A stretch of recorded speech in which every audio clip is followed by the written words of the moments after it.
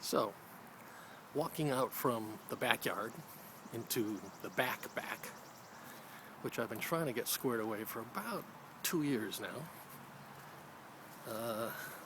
Old men need to worry about their backs at times like this, and it's been an issue with me. Nonetheless, with a little help, we're making progress. All this used to be just the worst kind of underbrush, and although it still needs a lot of work, we're making progress. That building off here is the school, just over our fence. That tree line is our boundary line with our neighbors. These trees coming into play here are the boundary between the back and the back. And I've weeded out probably more than are still standing, but I think they almost all need to come down, with the exception of the 2 or 3 or maybe 4 black walnuts. The rest of them are, oh, and there's a holly tree here too. The rest of them are basically trash. We're looking now back into the backyard. That is the little cottage where my father lives now, over our garage, which is on the level down. That's the back of our house. This is what we call the barn.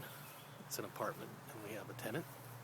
And then just beyond the barn is what we call the cottage, and that's where Paul lives. So we're going to be doing some more work on the back this summer. We're going to try to get this all raked up and planted in real grass. Same down at the other end.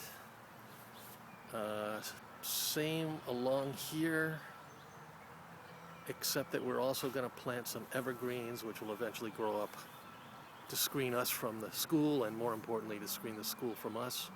Or do I have that backwards? What we want is to make sure that we don't bother the kids by whatever activities we're engaged in out here, throwing a ball around or whatever it happens to be.